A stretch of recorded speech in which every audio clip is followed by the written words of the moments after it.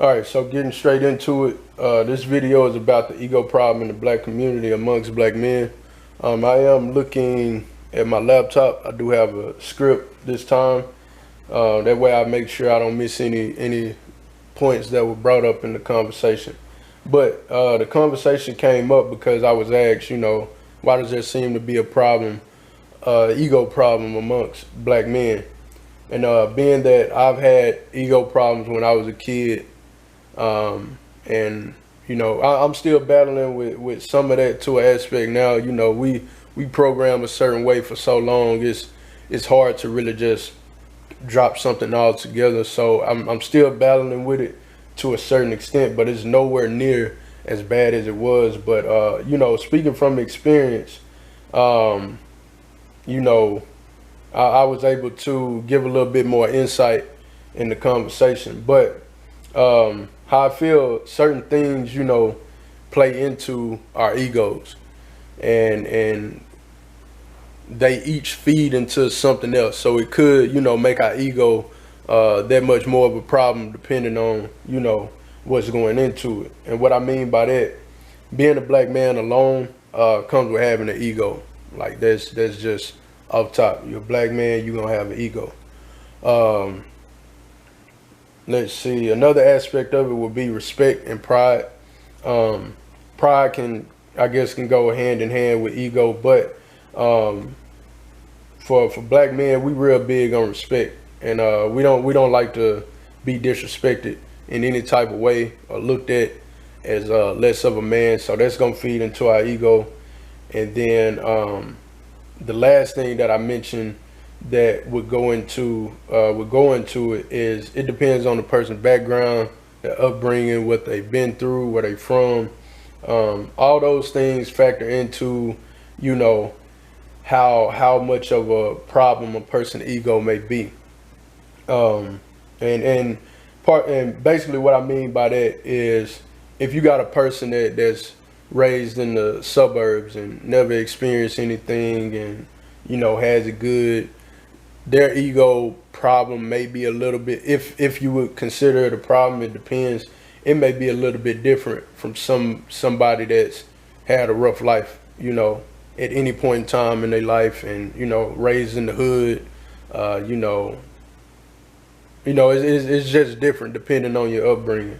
um but yeah, those are the things that I mentioned that goes into our egos as far as being a man, respect and our pride, um, and then depending on where you're from, your upbringing, um, your background, so on and so forth. Now I could be missing something, but those were the things that I mentioned, and I feel like depending on the combination of all those, it could determine, you know, what how much of a problem your ego would be.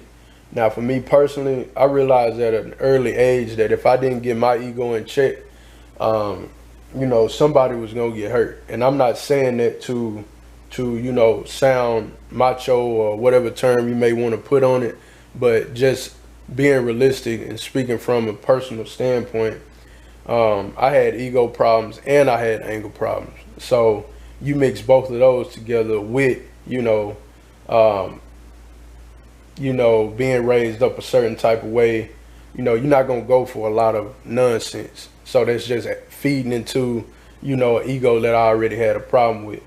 And as far as the experiences I had, I knew the safest way to deal with it was isolate myself, because I knew, the more I was around people, the more chance I had of possibly showing another side that I necessarily didn't want to show.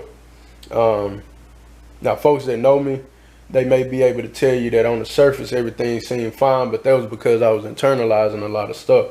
Hence where the anger issues were coming from, which I don't recommend internalizing stuff, because that anger had me on the verge of doing a lot of stupid stuff. But fortunately enough for me, I didn't go the route of the stuff that I was thinking. But there are some people that do go whatever route that their mind tells, influence them to go, so on and so forth.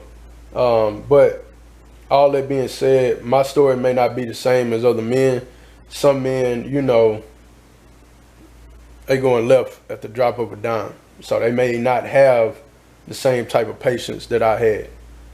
So you know, that's I feel that's a big problem when it comes to issues we're having with each other as black men, especially if we have a personal beef with an individual.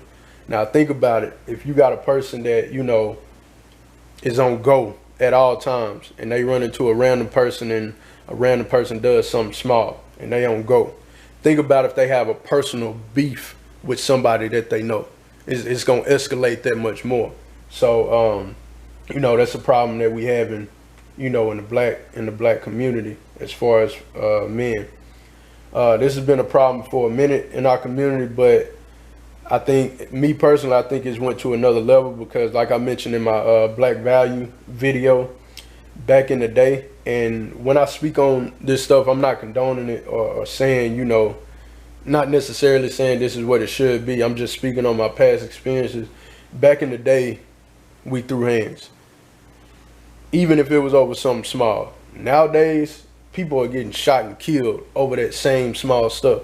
And something small could just be, you know, somebody mugging you or whatever the case is. So, you know, it's a lot of different problems. I'm trying not to make this video too long. Now, I can't ignore the fact that, you know, systematic oppression definitely plays a big role in all of this, so I'm not ignoring that. But I am saying, you know, we as black men got to do a better job in figuring out other ways to handle our problems. Many other problems we have can be handled with ease. We have to stop going to the extreme all the time. And I'm gonna just give, you know, quick ways that I think, you know, we can get started with fixing that. And a lot of these are coming from experience, from the standpoint of this is how I operated when I was a kid. We have to stop thinking we have to get physical with each other right off top.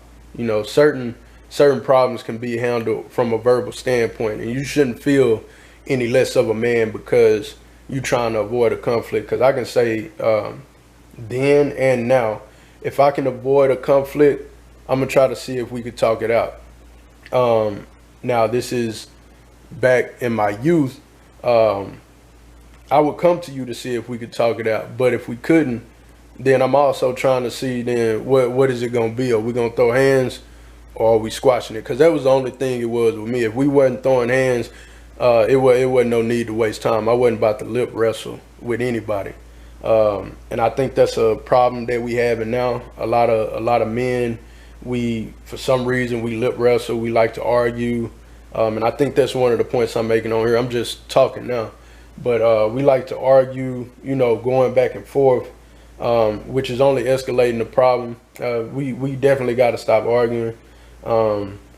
Next thing, this kind of goes with the first one, but we got to leave people out of our personal beefs. We got to leave people out of our business. We tell too many people, you know, that we having a problem with this person or that person, and then let's say, instead of handling a problem privately, now let's say we in a setting where it's a crowd around. So here goes that ego that it's a crowd around, or maybe I got somebody in my ear, you know, fueling the fire, you know, adding fuel to the fire. So all that goes into it, and we gotta stop doing that. So with that point, all I'm saying is we gotta start handling problems privately. A lot of things can get settled that way. I've had personal problems with people, and I went to them man to man, and I want to say pretty much all times it didn't even result to anything physical. Most of the times it was a misunderstanding, or we could just squash it and move on. I just talked about this part, you know, arguing. Words is words. Unless your back is against the wall or your space is being invaded, man, you got to keep it moving. Me personally, I've never been, you know, one for lip wrestling. I think I probably already said that. So if I repeated it, you know, oh well. But if it wasn't brought to my doorstep, I wasn't moved or worried about nothing. I think that's how we need to start, you know, operating. People can talk all day, but until, you know, you really have to defend yourself, and hopefully we don't have to do that with our own kind, but until you have to defend yourself, man, just keep it moving. You know, we too busy trying to show other people we more macho than the next man, and that's something I was big on respect and didn't want to be played, but I wasn't worried about if, you know, possibly your antics were a little bit more than mine. Because like I said, if you wasn't in my space, you could talk all day and I wouldn't be worried about it. You could say whatever it was you were gonna say, but until you got in my space, I wasn't worried about it. So I'm saying that to, you know, hope people can start, you know, adapting that, you know, as that mentality a little bit more. Then the last thing I put right here, we have to social media has been our downfall because somehow private beef has now made it public. If you on broadcast your beef on social media, let it be how you and whoever you having a problem with has squashed your beef. That way the younger generation could start seeing that more versus hearing these songs about, you know, catching a body, causing harm to somebody else, so on and so forth, because that's what they're influenced by. So if they start seeing, you know, older people, OGs or whatever you want to call it, or if they just seen, you know, they peers handling situations a little bit different, maybe they'll be influenced to, you know, see that there's other ways to do that. There could be more things that could be done to help fix the problems. This is all I can think of right now. If you could think of something, of course, leave it in the comment section. That way, you know, anybody that watches the video and they going through the comment section, they can see something that they probably didn't think about. Especially if it's a kid, they can see a lot of different stuff that they can apply. But ultimately, we got to do better as a collective, as far as black men, because it's going to take us to really get some things, you know, shaking and moving how we need to do it.